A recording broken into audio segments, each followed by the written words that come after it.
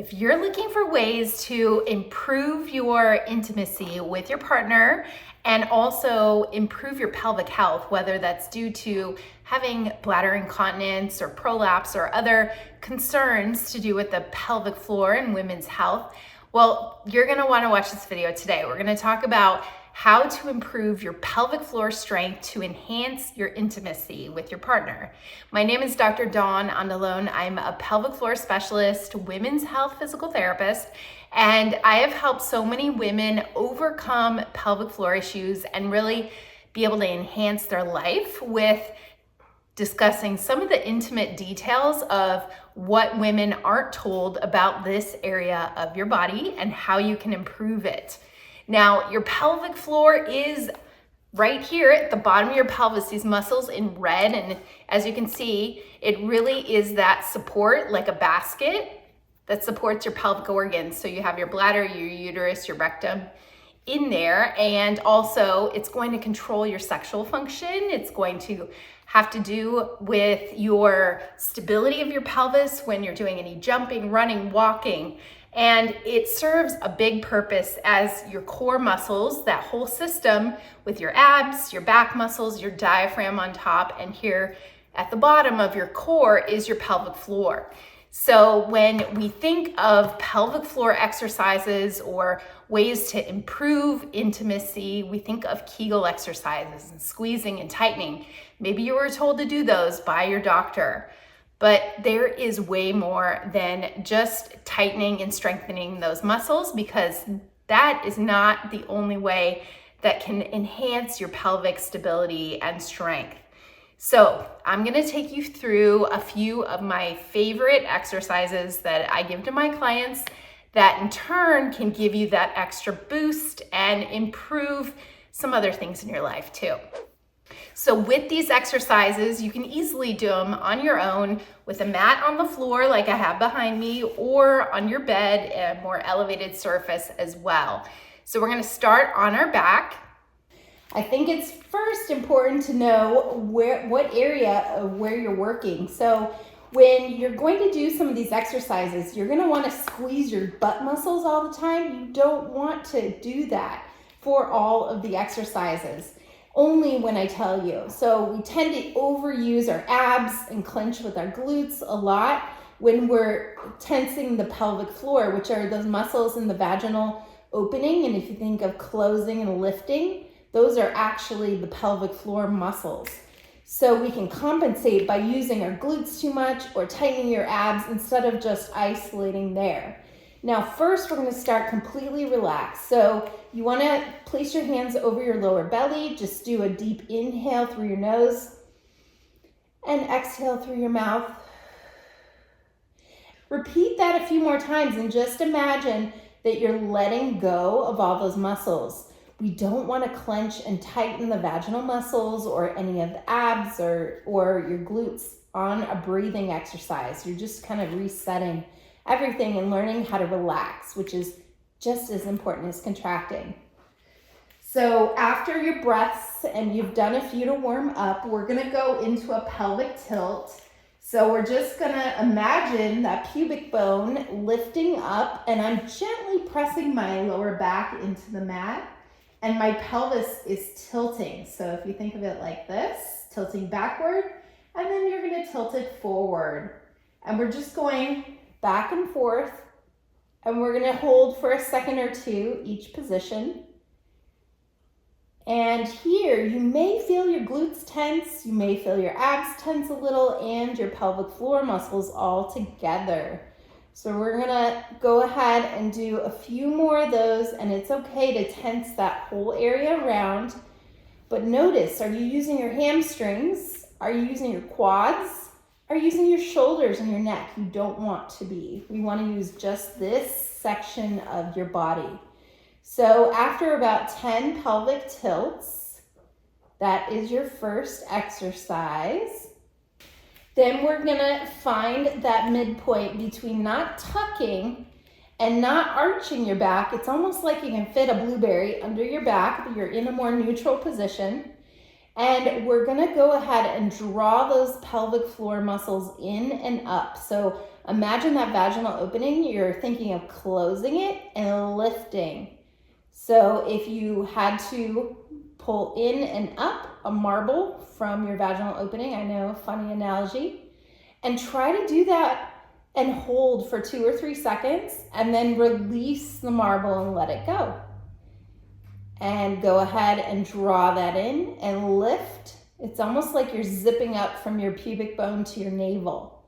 So at the very top of that contraction, you'll feel a little tension in the lower belly, and then let it go. And notice, are you using your butt muscles? Because you shouldn't be. Just use those vaginal muscles, and maybe you'll feel a little tension in your lower abs as well. And then we're gonna let it go. So you wanna practice that about 10 times. If you can't tell if you're doing it, you might wanna do it in another position, like sitting up or rolling a washcloth and putting it right between your legs as you're sitting up. It may give you some feedback on whether or not those muscles are actually lifting and working, because many times women don't even know if they're doing that correctly. You can also take your fingers right in that area and think of pulling in those muscles and feel any tension there, more by the anal opening or the vaginal opening, and then letting it go. And you should feel a little bit of tension and feel those muscles contract. If you can't, best to see a pelvic floor physical therapist. They're going to be able to tell you if you're doing that right or not. So after those are little Kegel lifts or little contractions. Like I mentioned, so important to make sure that you're letting go of the muscles. You don't want to just keep contracting them, but let them go, because when you fully relax any muscle, you're going to be able to get it stronger when you go ahead and contract. This is not something you should be practicing all day long, not something you should be practicing while you're sitting on the toilet, but practicing mindfully with your breathing and letting it go and then contracting. So doing that about 10 times, 2 sets a day should be good there. So 2 or 3 second holds when you do them. Okay, next we're gonna do the same exercise, but we're gonna work it into a bridge pose. So I'm going to pull in those muscles from the pelvic floor, and then I'm gonna lift my bottom up at the same time. So now I'm using my glutes. We want to use them with the pelvic floor muscles, and you're squeezing. And then release, let all those muscles go on the way down, let them go. And then contract, think of the marble, lift up, and then lift your bottom up. You hold for a second or 2, and then lower back down. Don't hold your breath. I inhale first before I start, I'm relaxed, and then I exhale, I contract, pull the marble in and up, and then I lift my bottom up. And then I let it all go with my inhale on the way down. Let's repeat a couple more times. Inhale, and then exhale, squeeze, lift, and inhale and lower back down. Okay, about 10 of those with the bridge. Another little modification, if you feel like you're really weak in those muscles, you can add a small ball, you can fold a towel or fold a pillow, put that between your legs. So when you do the Kegel and the contraction there, you want to squeeze the inner thighs at the same time. That actually will get a better contraction, zipping all the way up there, and helps your pelvic floor muscles actually activate a little bit easier as well. Okay, next I am in a standing position, and we are going to do a squat, thinking of those pelvic muscles. So I did a few exercises on the floor, now it's moving to a standing position. So when you're squatting, you want to imagine your tailbone is sticking back, like you're sticking your butt out, almost like you're sitting in a chair, okay? When you do that, I'm letting those muscles just relax here, but then I'm contracting and pulling them in and up, like I'm zipping up from my pubic bone to my navel on the way up from my squat. So I exhale up, inhale down, exhale up. Think of the marble and the lower belly contracting. You will be using your legs and your glutes, obviously, when you're doing a squat because it requires those muscles. But you want to imagine that your pelvic area is just kind of letting go a little bit as you're squatting, but then you're tensing and pulling it up on the way up.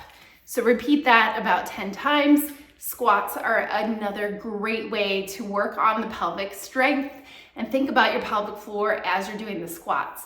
A more advanced way would be holding a dumbbell, a kettlebell, or even a child in front of you, because that's going to make you use your core muscles even more and kind of balance out between the back side and the front side of your body when you're holding a weight in front of you. You can even use a chair or a bench behind you. This is a great way for feedback and making sure you're doing the exercise correctly by aiming for something right behind you. So that is a pelvic floor squat exercise. Okay, not only is it important to strengthen those muscles, but you want to work on lengthening too, because over time when those muscles tend to get tense, if you spend a lot of time sitting or you are stressed out or have any kind of emotional or physical trauma in your past, we tend to tense those muscles a lot.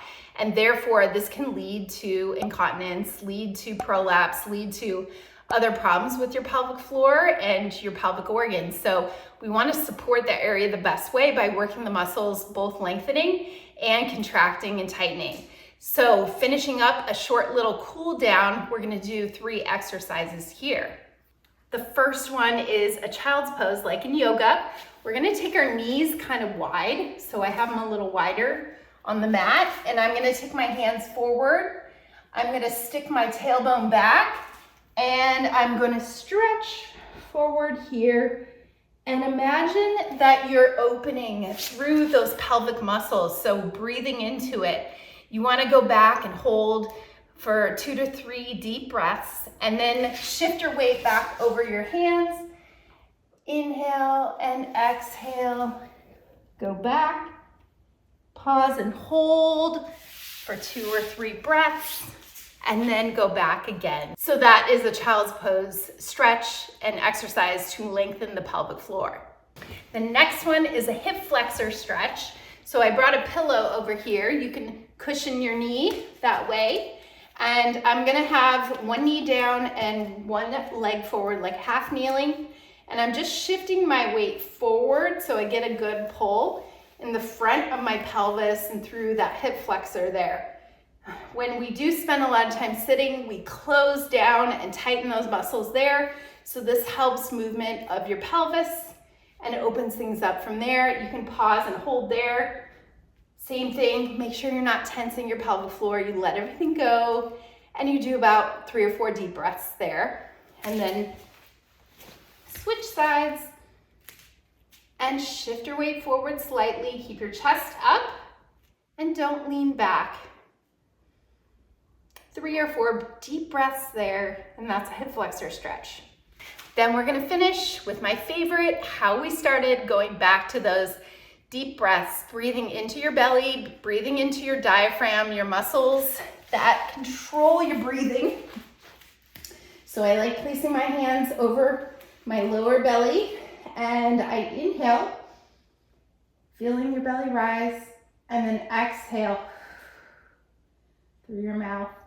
And repeat that about 5 times until you feel that length in the pelvic floor, and it's like you're breathing down into your pelvic muscles.